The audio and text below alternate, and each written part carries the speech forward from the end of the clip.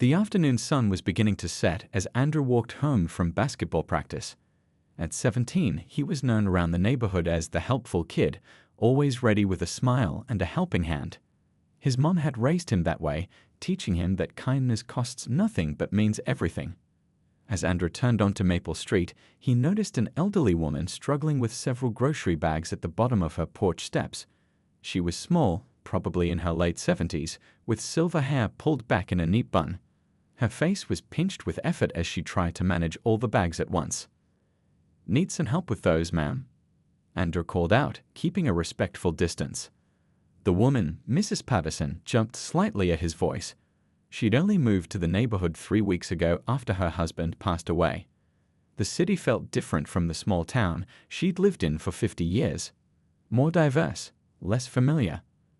"Oh," she said, looking Andrew up and down with uncertainty in her eyes. She clutched her purse a little tighter. "I'm fine, thank you." Andrew noticed her hesitation but smiled anyway. "Those bags look heavy." "I'm just heading home from practice and don't mind helping. I live just down the block with my mom and little sister." Mrs. Patterson glanced at the heavy bags, then at the steep steps leading to her front door. Her arthritis was flaring up, making each step painful. "Well," she said finally, "I suppose that would be helpful." Andrew carefully took the grocery bags, making sure to move slowly and keep a reassuring smile on his face. He'd seen that look before, the wariness, the doubt. His grandfather had told him stories about how to navigate these moments with dignity. "Beautiful day, isn't it?" Andrew said as they climbed the steps together. "Been living here long?" "Just a few weeks," Mrs. Patterson replied stiffly, keeping a careful distance. "My daughter thought I should move closer to her after my Harold passed." "I'm sorry to hear about your husband," Andrew said genuinely. "That must be tough." Something in his voice made Mrs. Patterson look at him more carefully. There was real kindness there. As they entered the house, Andrew was careful to stay in the entryway until Mrs. Patterson invited him to bring the groceries to the kitchen. The house was neat but still had moving boxes stacked in corners. "You can put them on the counter," she directed, switching on the kitchen light. The fluorescent fixture buzzed loudly and began to flicker wildly. Mrs. Patterson sighed heavily.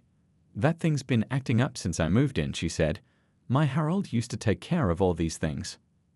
Andrew looked up at the light fixture with concern. The flickering wasn't just annoying, it could be dangerous. "Ma'am, that doesn't look right," he said. "My uncle's an electrician and taught me a bit about household wiring. That kind of flickering can sometimes mean there's a short in the wiring. It could be a fire hazard." Mrs. Patterson's expression shifted from annoyance at the light to concern, though she still eyed Andrew with caution. "A fire hazard? Goodness. Do you have a stepladder?" Andrew asked. "I could take a quick look if you want. No pressure, though." Mrs. Patterson hesitated, her hand nervously touching the pearl necklace at her throat.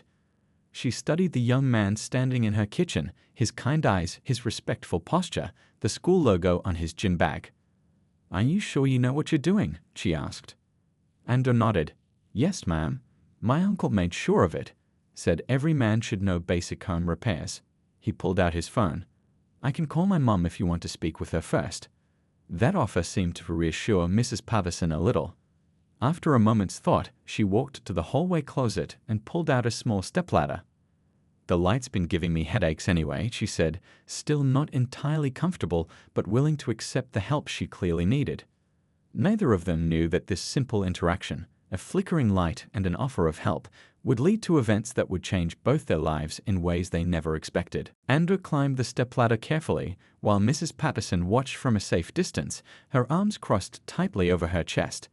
The kitchen light continued to flicker above them, casting strange moving shadows across the room. "First thing we need to do is turn off the power," Andrew explained, stepping back down. "Do you know where your breaker box is?" Mrs. Patterson pointed toward a door off the kitchen. "In the utility room, I think. Harold always handled these things." Together, they found the metal box mounted on the wall. Andrew scanned the labeled switches, many written in faded handwriting. "Kitchen," he read aloud, flipping the switch to the off position. "Always gotta be safe when working with electricity." Mrs. Patterson nodded, a flicker of approval crossing her face despite her lingering uneasiness. The boy seemed to know what he was doing. Back in the kitchen, Andrew tested the light switch to confirm the power was off. "Perfect," he said, climbing back up the stepladder. He carefully removed the plastic cover from the light fixture. "Oh my," he said, examining the wiring. "See this here? The insulation is worn through, and these wires are touching." He pointed but was careful not to touch the exposed wiring. This could definitely cause a fire. Mrs. Patterson stepped closer, peering up at what Andrew was pointing at. For the first time, genuine concern replaced the suspicion in her eyes. Can it be fixed?" she asked. "Yes, ma'am. It's not too complicated. Do you have any electrical tape? Maybe in a toolbox somewhere?" Mrs. Patterson thought for a moment. There might be some in the garage. Harold kept his tools there. The garage was cluttered with boxes, most still sealed from the move. After some searching, they found an old red toolbox with HP engraved on the side. "This was his," Mrs. Patterson said quietly, running her fingers over the initials. 45 years as an electrician, and I never learned a thing about it." Andrew noticed the sadness in her voice. "My uncle says the best way to honor someone is to take care of the things they cared about," he offered gently. Mrs. Patterson looked at him with surprise, then nodded slowly. That's very wise for someone your age." Back in the kitchen, Andrew carefully wrapped the worn sections of wire with electrical tape, making sure each wire was properly insulated. "This is just a temporary fix," he explained as he worked. "These wires really should be replaced completely. My uncle could probably do it for you if you want. He doesn't charge much." "Why are you doing this?" Mrs. Patterson suddenly asked, the question seeming to surprise even herself. Andrew paused, considering. "Honestly, my mom raised me this way. She always says we're all just walking each other home in this life." He secured the light fixture back in place and climbed down. "Should be safe now, but let's test it." They'd returned to the breaker box, and Andrew flipped the kitchen switch back on. In the kitchen, the light glowed steadily without flickering. Mrs. Patterson's face softened. "Well, I'll be much better, right?" Andrew grinned, beginning to pack up the tools. Mrs. Patterson reached into her purse. "Let me pay you something for your trouble." "Oh no, ma'am, that's not necessary," Andrew refused politely. "Like I said, my mom taught me to help neighbors when I can." Mrs. Patterson seemed unsure how to respond to this unexpected kindness. "At least let me offer you something to drink. I have some lemonade in the fridge," she suggested, her voice warmer than before. As Andrew washed his hands at the kitchen sink, he noticed a framed photo of Mrs. Patterson with an older man, both smiling widely. "Is that Harold?" he asked. Mrs. Patterson nodded, bringing 2 glasses of lemonade to the table. "Our 40th anniversary," she said. For the first time, a real smile crossed her face. They sat at the kitchen table, the steady light shining above them. The tension had mostly dissolved, but neither could have predicted how their newfound connection would be tested by tomorrow's events. As they finished their lemonade, Andrew told Mrs. Patterson about his plans to study engineering after high school. The steady light above them cast a warm glow over the kitchen table. "My uncle says there's always work for people who know how to fix things," Andrew explained. "Plus, I like solving problems." Mrs. Patterson nodded, studying the young man across from her. She had to admit, he wasn't what she'd expected when he first approached her outside. There was something genuine about him that reminded her of her own grandson, who lived too far away to visit often. "You remind me of Harold when he was young," she said suddenly, "always figuring out how things worked." Andrew smiled, touched by the comparison. "That's a real compliment. Sounds like he was a good man." "The best," Mrs. Patterson agreed, her eyes drifting to the photograph on the wall. When Andrew stood to leave, Mrs. Patterson walked him to the door. The suspicion that had marked their earlier interaction had faded, though not completely disappeared. "Thank you again for fixing my light," she said. "I was getting tired of those headaches from the flickering." "No problem at all," Andrew replied. He hesitated, then pulled a small notebook from his backpack. He wrote his phone number on a page, tore it out, and handed it to her. "If you need any other small repairs done, just give me a call. I'm usually free on weekends, and my mom doesn't mind as long as I finish my homework first." Mrs. Patterson took the paper carefully. "That's very kind of you." "Oh, and you should still have someone look at that wiring properly," Andrew reminded her. "My fix will work for now, but those wires should really be replaced. Mrs. Patterson nodded, folding the paper neatly and placing it on the small table by the door. As Andrew walked down the steps, she watched him from the doorway, giving a small wave when he turned back. "Take care, Mrs. Patterson," he called. She closed the door slowly, turning back to her quiet house. The kitchen light shone steadily now, no more flickering. She should feel relieved, grateful even. And part of her did. But as the sound of Andrew's footsteps faded away, other thoughts began to creep in. He'd been in her home. He'd seen her things. He knew she lived alone. Mrs. Patterson walked through her living room, looking at her possessions with new eyes. The silver photo frames on the mantel. The pearl necklace she'd left on the coffee table. The collection of antique thimbles displayed in a glass case. "Don't be silly," she muttered to herself. He was just being helpful. But the seed of doubt had been planted. She thought about how Andrew had looked around while they searched for the toolbox. How he'd asked questions about Harold. How he'd given her his phone number. Mrs. Patterson picked up the phone, dialing her daughter's number. "Hello." Diane answered on the third ring. "It's me," Mrs. Patterson said. "The strangest thing happened today." As she described the encounter with Andrew, Mrs. Patterson found herself emphasizing certain details. "A young black boy," she said, rather than simply a young man. She mentioned how he'd looked around the garage rather than helped find the toolbox. "Mom, you let a stranger into your house?" Diane's voice rose with concern. "You need to be more careful. Did anything go missing?" No, nothing like that," Mrs. Patterson assured her. "He fixed the kitchen light. It's not flickering anymore." "Still, Mom, you don't know anything about him. What if he was just looking around to see what you have? People target seniors, you know." Mrs. Patterson hadn't considered that possibility. "You think so?" "It happens all the time," Diane insisted. "Promise me you'll check that everything's where it should be, and keep your doors locked." After hanging up, Mrs. Patterson walked slowly around her house, her daughter's words echoing in her mind. The trust she'd begun to feel toward Andrew was now tangled with new fears and old prejudices she thought she'd put behind her. That night, she double-checked all the locks before going to bed, something she hadn't done since moving in.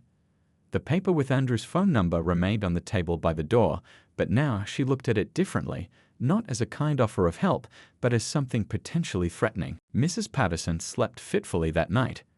Her dreams were filled with shadowy figures moving through her house, touching her things. She woke several times, straining to hear if any sounds came from downstairs. By morning, she felt exhausted and on edge. She made her coffee and sat at the kitchen table, the same spot where she'd shared lemonade with Andrew the day before. The morning light streaming through the window made the kitchen look different, safer somehow. In the brightness of day, her fears from the night before seemed silly. He was just being nice, she told herself firmly. Not everyone has bad intentions. Mrs. Patterson opened her jewelry box to find her favorite earrings, the ones Harold had given her for their 40th anniversary. As she rummaged through the velvet-lined compartments, she noticed her silver bracelet wasn't in its usual spot. "That's odd," she murmured, checking the other compartments. The bracelet, a delicate chain with a heart-shaped charm, was nowhere to be found. Her heart beat faster as she searched through her dresser drawers and bedside table. She'd worn it just 2 days ago when she went to the grocery store. Had she taken it off in the bathroom? The kitchen? As Mrs. Patterson moved from room to room looking for the missing bracelet, her daughter's warnings played in her head. People target seniors. Did you check if anything was missing? The phone rang, interrupting her search. "Mom, it's Diane. I was just calling to check on you." Mrs. Patterson sank into her armchair. "I can't find my silver bracelet. The one Dad gave me for our 25th. There was a pause on the other end of the line. "Mom, when did you notice it was missing?" Diane's voice had an edge to it. "Just now, when I was getting dressed." "And that boy was in your house yesterday?" The question hung in the air between them.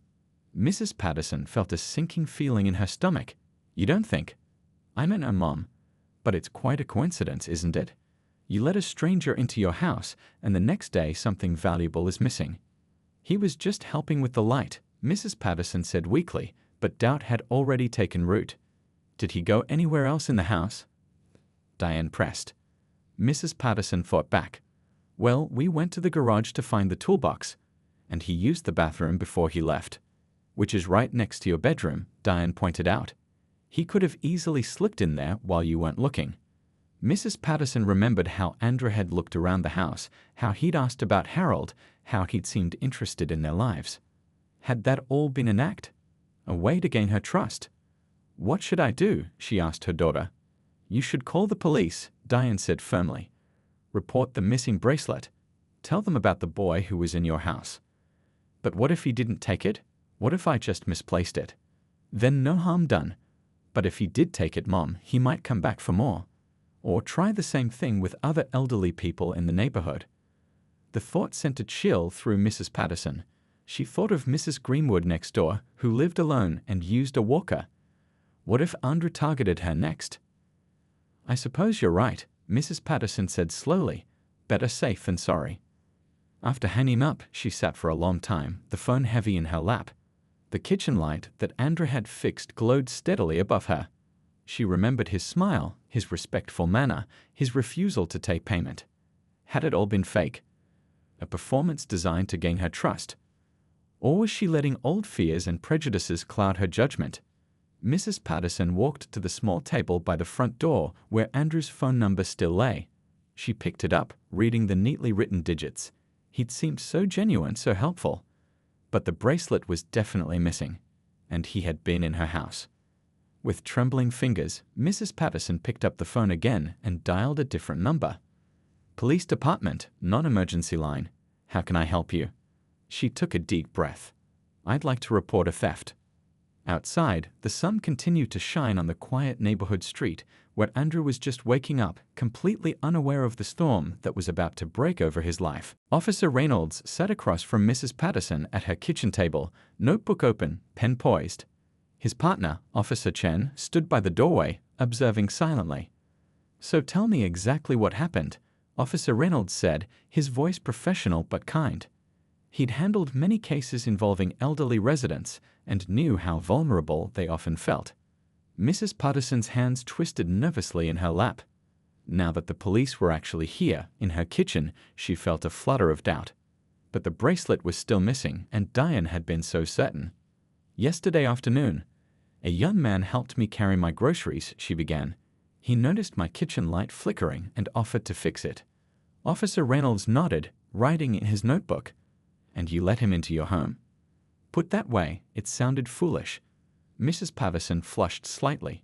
Yes, he was very polite, and a light was giving me headaches. Can you describe him? Officer Chen asked from the doorway. Mrs. Patterson hesitated. Young, maybe 17. Tall, athletic-looking. He had on a blue school shirt with some kind of sports logo, and, she paused, then added, he was black. Officer Reynolds wrote this down without comment. Did he give you his name? Ander. I don't know his last name, but he gave me his phone number. She handed them the paper from the table by the door. And what exactly is missing? Officer Reynolds continued. My silver bracelet. It has a heart charm on it. My late husband gave it to me for our anniversary. When did you last see it? Mrs. Patterson fought back. 2 days ago. I wore it to the grocery store. And you're certain it's not just misplaced? Officer Chen asked gently. I've looked everywhere, Mrs. Patterson insisted. It's always in my jewelry box. Officer Reynolds continued writing. Did you notice the young man going anywhere else in the house besides the kitchen and garage? He used the bathroom before he left, Mrs. Patterson said. It's next to my bedroom, where I keep my jewelry. The officers exchanged glances. Officer Reynolds stood up. We'll need to file a report. The bracelet has sentimental value, I understand, but do you know roughly what it's worth? Harold paid about $200 for it 25 years ago, Mrs. Patterson said. But to me, it's priceless. Officer Chen nodded sympathetically. We understand, ma'am. We'll look into this. What will happen to the boy? Mrs. Patterson asked suddenly. We'll question him, Officer Reynolds said. See if his story matches yours. If we have reason to believe he took the bracelet, we'll proceed accordingly. As the officers prepared to leave, Mrs. Patterson felt a growing uneasiness. She remembered Andrew's smile, his careful explanation of the electrical problem, the way he refused payment. He really did fix my light, she said quietly. Officer Reynolds paused at the door. Ma'am. The light. It was flickering before, and now it's not. He really did help me with that. The officer nodded. Noted. We'll be in touch if we need anything else. After the police car pulled away, Mrs. Patterson stood in her doorway, watching the quiet street. Across the way, Mrs. Greenwood was watering her flowers. 2 children rode by on bicycles, laughing. Everything looked so normal. Had she made a terrible mistake? She went back inside and picked up the phone to call Diane. The police just left, she told her daughter. They took a report about the bracelet. Good, Diane said firmly. You did the right thing, Mom. But what if he didn't take it? What if I just misplaced it? Then they'll figure that out when they talk to him. But Mom, you have to protect yourself. Better safe than sorry. Mrs. Patterson hung up and wandered back to her bedroom.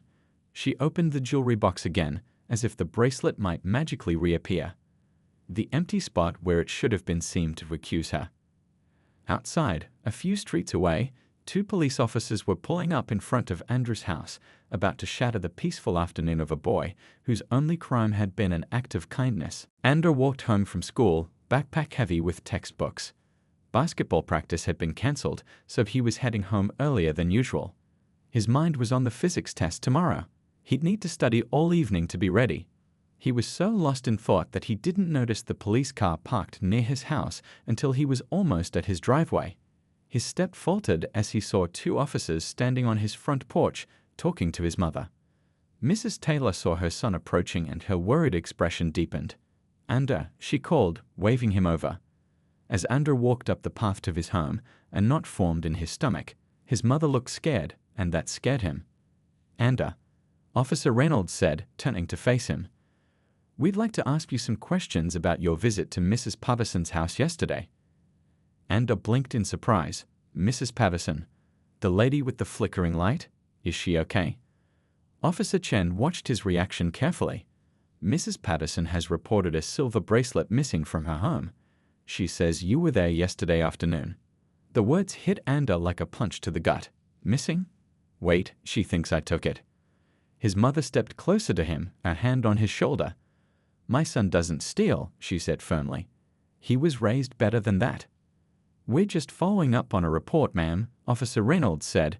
Andrew, can you tell us about your visit to Mrs. Patterson's home? Neighbors had begun to notice the police car. Across the street, Mr. Wilson paused while washing his car. 2 doors down, the Lee family stopped unloading groceries to watch. Andrew felt his face grow hot with embarrassment and confusion. I was walking home from practice and saw her struggling with groceries. I helped her carry them inside. She had a flickering light in her kitchen that looked dangerous, so I offered to fix it. Did you go anywhere else in the house? Officer Chen asked. We went to the garage to find a toolbox, and I used the bathroom once, Andrew said. That's it. The bathroom near her bedroom. Officer Reynolds specified. Andrew nodded slowly, understanding dawning on his face. I didn't go in her bedroom. I didn't take anything. The front door opened wider, and Andrew's little sister Zoe peeked out, her eyes wide at the sight of police officers talking to her brother. Go back inside, sweetie, Mrs. Taylor said gently. Mom, what's happening? Zoe asked, her voice small. Nothing to worry about, just a misunderstanding. Officer Reynolds turned back to Andrew. Would you mind if we take a look in your backpack? Do you have a warrant? Mrs. Taylor asked sharply. No, ma'am, but your son can give us consent. Andrew looked at the growing number of neighbors watching. His chest felt tight with humiliation and anger. He hadn't done anything wrong. He'd only tried to help. Fine, he said, slipping off his backpack. Look all you want. I didn't take anything. Officer Chen searched through the backpack, finding only school books, a water bottle, a basketball, and a crumpled paper bag with a half-eaten sandwich. Is this all you brought home from school today? She asked. Yes, Andrew said, fighting to keep his voice steady.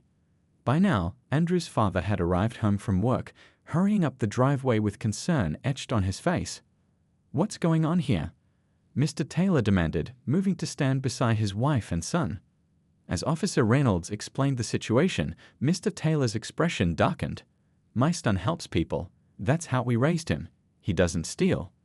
"We're just doing our job, sir," Officer Reynolds said, following up on a report. "A report based on what?" Mr. Taylor asked. "The word of someone who let my son into their home for help and then accuse him of theft the next day. He didn't say what everyone was thinking, that race might have played a role in the accusation." The tension on the porch was palpable. Neighbors had gathered in small clusters, watching and whispering. Andrew stood tall between his parents, but inside he felt small and exposed. "We don't have evidence that Andrew took anything," Officer Chen finally said. "The matter will remain open, but we have no grounds for further action at this time." As the officers walked back to their car, Andrew felt no relief. The damage had been done. The neighbors had seen. The whispers would continue. "I was just trying to help her," he said quietly to his parents. "I just fixed her light." The next morning, Diane arrived at her mother's house with a tight smile and determined eyes. "I've come to help you look for that bracelet," she announced, setting her purse down on the kitchen table. "It has to be somewhere in this house." Mrs. Patterson nodded weakly. She hadn't slept well. Images of Andrew standing on his porch, surrounded by police officers, had filled her dreams. The doubt that had begun as a small city had grown into something much larger overnight. "I've already looked everywhere," she said. "Well, we'll look again," Diane insisted. "Sometimes it takes fresh eyes." They started in the bedroom, carefully pulling out drawers and checking under furniture.